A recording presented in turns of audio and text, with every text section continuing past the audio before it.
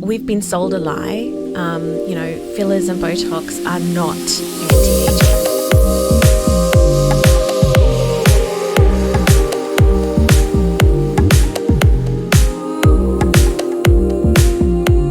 Today I'm speaking with Aamena, a South African-born journalist turned entrepreneur. Her journey is one of resilience, cultural identity, and challenging the beauty industry's pressure on women. From her experiences of apartheid to her strong stance against fillers and quick fix treatments, Aamena brings both wisdom and authenticity to the conversation. Welcome. Thank you for having me. Pleasure. You grew up in South Africa with conversations about apartheid. Those conversations were very vivid, or you remember them very vividly in your home. You have returned recently. How do you see the country today compared to when you left? Well, I left when I was about 10 years old, and I have grown up in Brisbane. So, I spent most of my life in Brisbane, but I have been back many times. And I come from a very large family, mainly from Johannesburg, like the southern part of Johannesburg region. And yes, I've heard all the stories about apartheid from my father, from his brothers, from cousins. And recently, last year, I went to a reunion from my father's, you could say, village or township. Mm-hmm. And that was very interesting and very enlightening to me, because I realised all the sacrifices that were made for me to have this privileged life in Australia.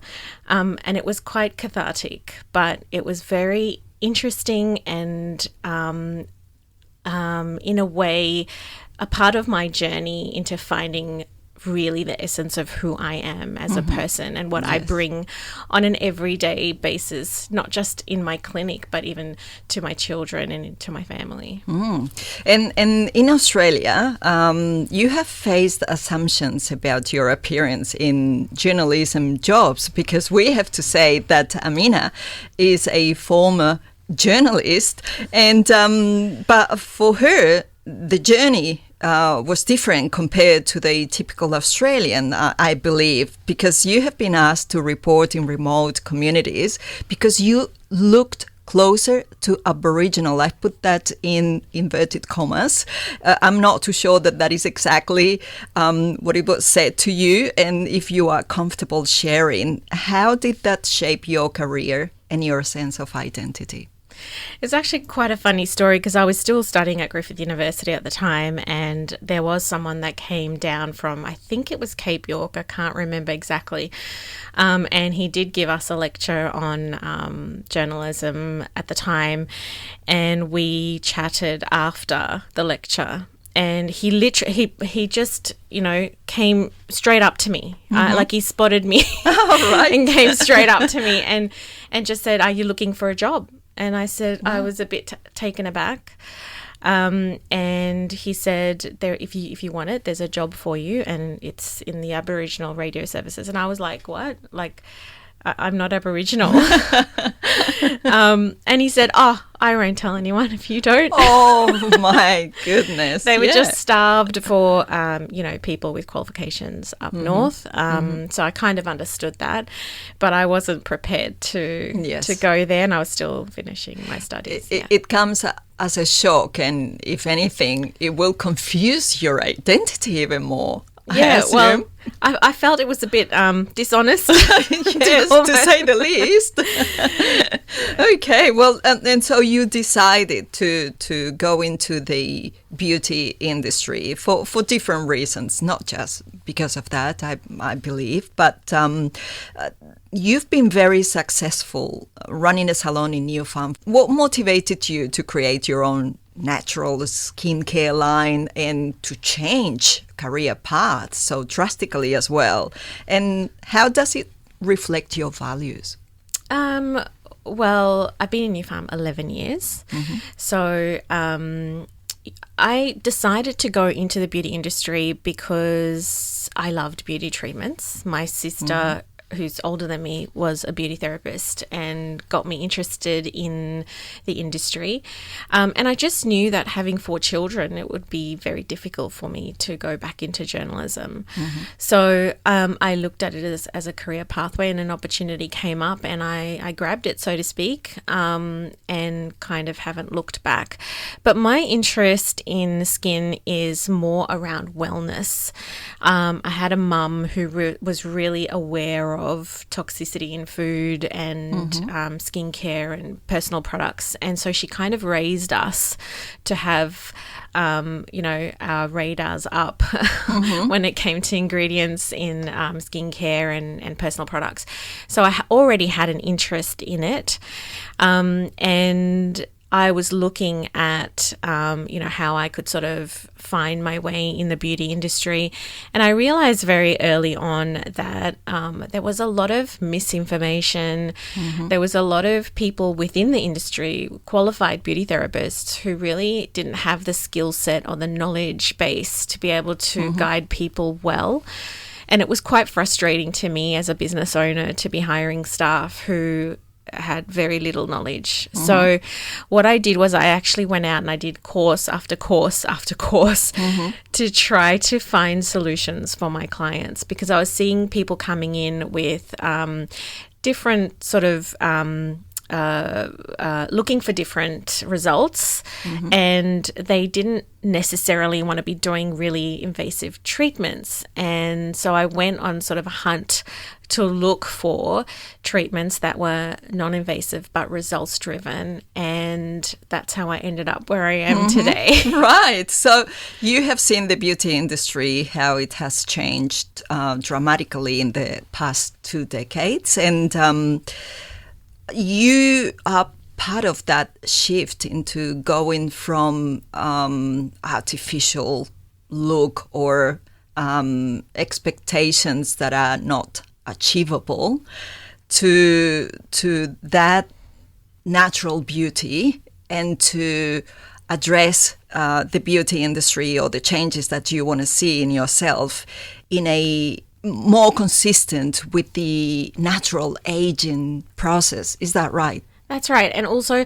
to include wellness in that, because, people are so determined or bent on getting a result, no matter what the consequence is to their overall health. And I think that's quite dangerous, because if you're just getting quick fixes so you can make yourself feel better in the moment, and you're ignoring the fact that this may have repercussions on your health later on down the track, then I think that's a very dangerous approach. And you have spoken about the darker side of the beauty industry with vulnerable women being targeted. How do you think the industry undermines women's confidence instead of building it? Our industry is rife with that. And I guess going into this wellness or holistic space was my attempt to try to change what's happening in our industry. We're so dominated by huge corporates that a lot of salons are run by business owners, which is fine, but they don't have the skin knowledge behind them. And so every person coming in is just a number. And I wanted to change that, because although numbers do mean a lot in a business sense, at the end of the day, there's a person and a human being coming in looking for a solution, and we are supposed to be nurturers in our industry. We're supposed to be providing those solutions, not just looking at the dollar figure. So many salons, people would have experienced walking in, and you might get delivered a beautiful facial. However, you don't leave any wiser. And you don't really know what it is that you need to be doing specifically for your skin. And in many instances, people who come into my salon tell me this, so I know this to be a fact, that people feel like they're being sold to. They feel like, it's just a push to sell product and sell treatments. So I decided, how do we change this? Like, what do we have to do in our industry to change the narrative and to kind of give consumers an experience where they are not only educated, but they feel heard, and they actually get a treatment that delivers a result, and they walk out feeling really happy with what's happened. You know, they don't feel disillusioned, or they're not confused as to which direction they need to take, and they've got some options. So I've kind of created this model where, people can come in and they don't feel like they're sold to, because I make an effort to not concentrate on how much we're selling, but more about providing a result to the client, and then it's left up to the client. They know how much they want to spend and what their budget is, and they can make an informed decision based on, all the variables that they have presented to them. So that's kind of in a nutshell what it is that I was trying to do. A little bit more of educating them exactly before making a decision, exactly, and not rushing them into something. Yeah. That they cannot maintain. Yeah, exactly. Because a lot of times people go in and they'll try something, and it may be an advanced skin treatment that they're trying that needs multiple sessions, but that's not explained to them. So they'll do one. Yes. They'll do one session many times, and then they leave thinking that didn't work. But it's not the treatment's fault. It's the fact that they were not explained correctly. That they needed more than one session for their particular skin condition, or that's not how the treatment works. You can't just have one, because it needs to continuously build on each other. So I guess that is the biggest thing that I was seeing, and I was trying to kind of create a different experience for consumers. Why do you refuse to offer fillers and Botox in your salon, and you are pretty much fundamentally against it? You are doing that even when that has become such a booming business.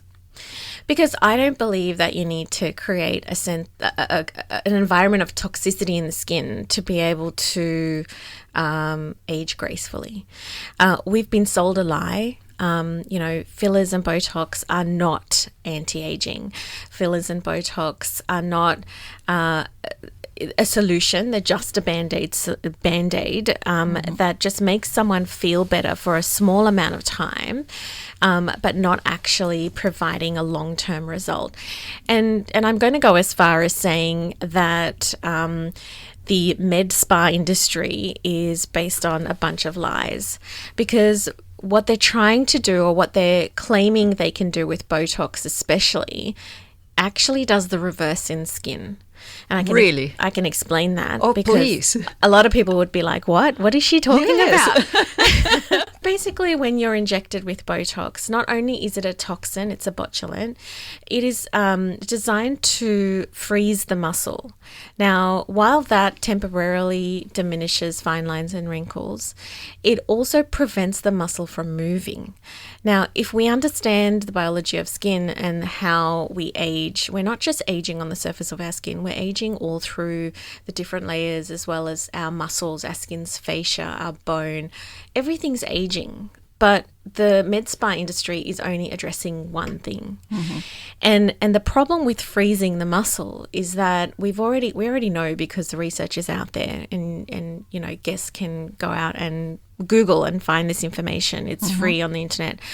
You'll find that when muscles are frozen with Botox, they atrophy.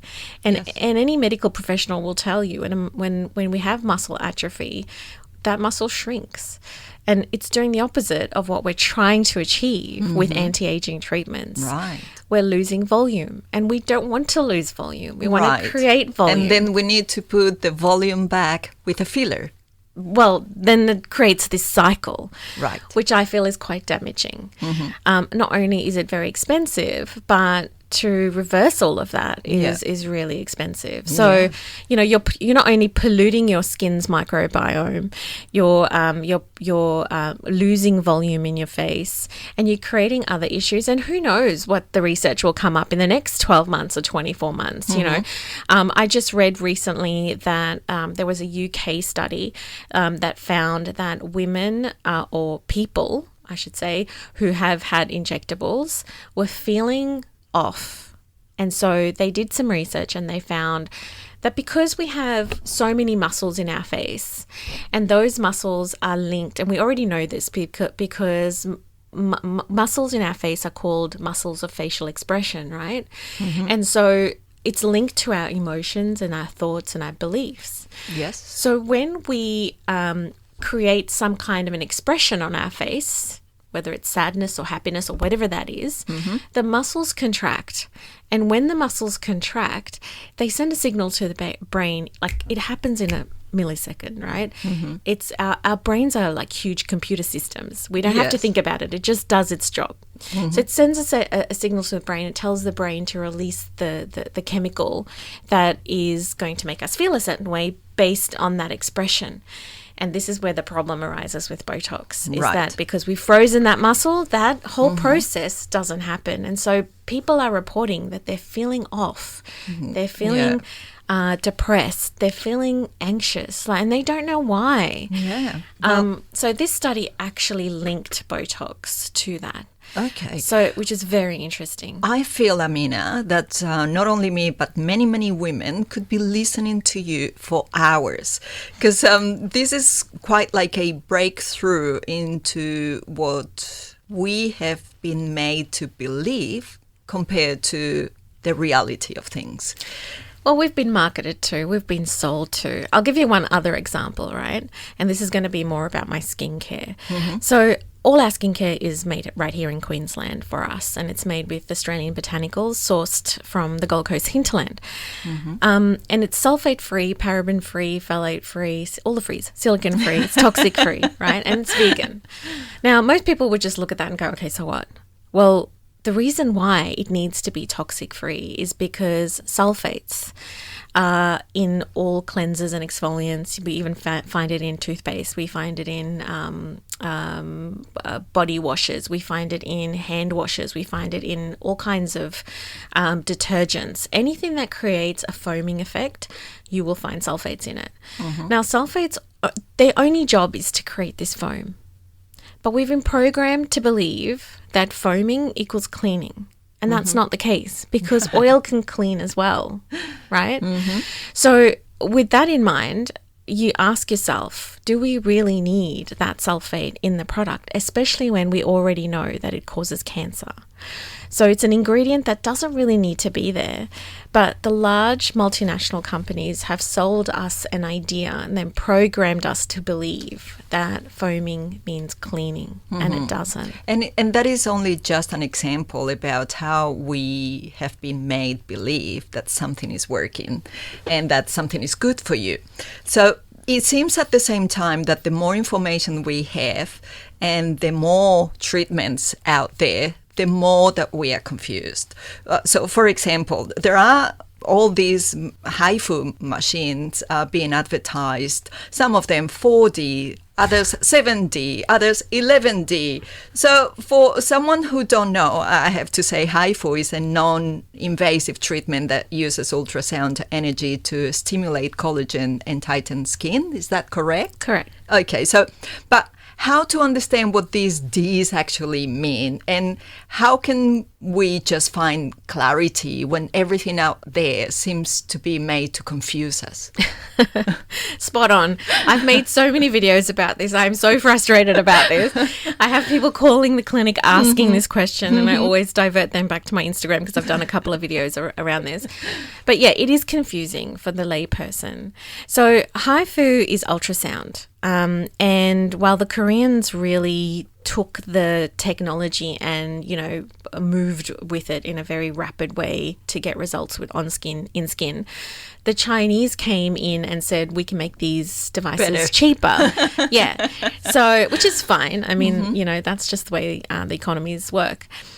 So when the Chinese manufacturers started making these devices, they started using codes to understand which machines had more hand pieces on them. And so that's all the D's mean. It's got nothing to do.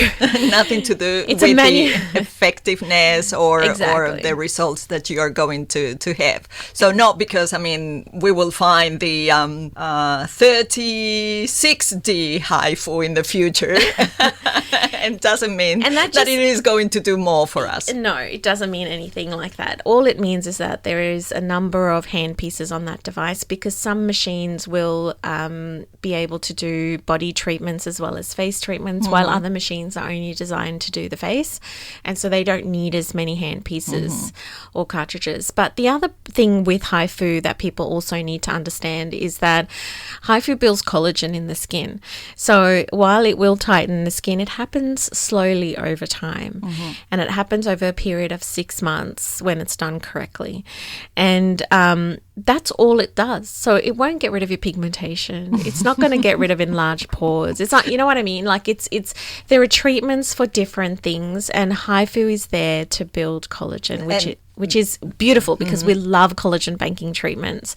But understanding what these treatments do is crucial into deciding which one is right for you. And that was pretty much my next question, because you've done a deep research into basically all treatments out there, and it is difficult to navigate all that and all that is on offer. What should women be really considering, particularly at a certain age? Do you think that with proper maintenance you can avoid cosmetic surgery, or they cannot really replace cosmetic surgery? That's a very good question, and it all comes down to the care of your skin and how young you started looking after your skin, because the biology is the same for every human being, right? From the age of 20, we lose collagen at a rate of 1% every year. So by the time we're 30, that's 10% loss. By the time we're 40, that's 20%, and so on. And then when we go through menopause, we lose another 30%, which means that you could be in your 50s, you've lost 30%, and you've gone through menopause, and then that's 60% of your collagen gone. And so that's why women, when they get to their 50s and their 60s, they just don't know what to do anymore, because the skin is just not working like it did before. Yes. And so it's not so much about, getting the latest creams or whatever. It's just about understanding the biology of skin so that you can kind of work through the decades as your skin needs what it needs through the decade. So when you get to that 50, 60 mark and you're going through the change of life and that 30% reduction is happening, you're prepared for it. So I guess that's not answering your question of, people who haven't had that journey and are in that position now where they're sort of asking those questions. What I would say to them is go and find yourself a good skin therapist, someone who's able to explain to you what's happening in your skin. Most likely you're dehydrated. Most likely you're using the wrong type of sometimes products. It's just the simple basics. Exactly. And what I find, the biggest thing I find is that almost every person has the incorrect cleanser. And I always say to them, if there's one thing you need to take home today is we need to correct your cleanser, because if we leave the skin pH balanced, everything else that comes after is going to work. But some cleansers out there contain silicone and they're laced with sulfates, and so they dry the skin out, and they're doing all this sort of things, taking the skin out of whack, and then whatever you're doing after has to work 10 times harder. Yes. So it's very important to get a professional skin analysis, get the consultation happening, understand what's going on with your skin. But it doesn't just stop there. It's also lifestyle. So even if you correct your skincare, but you're drinking heavily during the week or on the weekends, you're dehydrating your skin. So drinking is a really bad habit. Very bad. Alcohol dries our bodies out, and so if you need to be putting more hydration back in the skin. But if you're severely dehydrated, alcohol's not your friend. Yeah, I think that we have heard that before. It started with stop smoking, and now it's stop drinking. I even heard a radio interview a few months ago where they said that the campaign in the 80s about, I think it was a glass of wine a night is sort of healthy for you. I think that was the message. Oh, I'm from Spain. I've heard that many, many times before. So they've debunked that, and they said that there's no actual truth scientifically in that, and that every bit of alcohol is aging you. Wow. Well, definitely it's not only about looking after your skin, but your lifestyle. Yeah. So if we had to come down with a single message, if we wanted to empower women and tell them basically that whatever age they have, that they are beautiful. But what message you as a beautician, and after seeing case after case in your salon, what message do you want to send to women, particularly women from diverse background, about beauty, self-worth, and navigating an industry that too often profits from insecurity? As a skin therapist, my biggest message is love yourself. Just embrace it. You know, look at all the positive things in your life and just start with gratitude. Because instead of looking at the small, minute little imperfections, when you focus on what's actually brilliant in your life, in yourself, in your person, you start to shift. And those things become, those small imperfections, they just become insignificant. So that's my biggest advice to people. I see some beautiful women who come into my clinic, but they're so hyper-focused on one line or one imperfection, and they bring so much more to this earth that imperfection means nothing. Right? Yeah. So in the grand scheme of things, we need to unprogram the programming. Unprogram. That sounds like very ambitious. Considering that we are sometimes drowning into everything external, everything that is out there that come to us, just to make us feel like we are not good enough. Yes. And that's the marketing trick, isn't it? It's create an atmosphere of uncertainty around those imperfections so we can sell more to women who are so hyper fixated on very, very tiny little imperfections. So, yeah, I mean, look, if you've got acne, there's a solution for that. If you've got pigmentation, there's a solution for that. I understand that and how it would make you feel. I'm not taking away from that. But what I'm saying is, you know, our inner health, our psychological health is very important and crucial to giving us that inner glow where we glow on the outside. Because it's very easy to fix skin. Skin is not difficult to fix. It's what's on the inside. Because I've even had people where I've given them a result, but it's not good enough because they have this preconceived programming that, you know, they're seeking a perfection that does not exist. And sometimes you have to sit back and just be grateful for what you have, because I am a believer that the universe or God, however you want to see it, when you're grateful, more comes to you. You know, the placebo effect, if people don't believe they're going to get better, they just don't get better. No matter what medications are given. So our minds are powerful, and I think we overlook that and combine that with the, you know, all the marketing and all the programming. We're in the state where we just second guess everything, and we're just looking for this unattainable thing. Yeah, so we should spend less time on social media. Yes. I mean, in the 90s when I was a teenager, it was all about, you know, the teenage magazines and things like that. So now it's social media, and it's a little bit more in your face. And back in the 90s, bulimia and anorexia were a thing. And I think today it's more body dysmorphia. You know, I have women that come in that actually think they're not beautiful, and they are.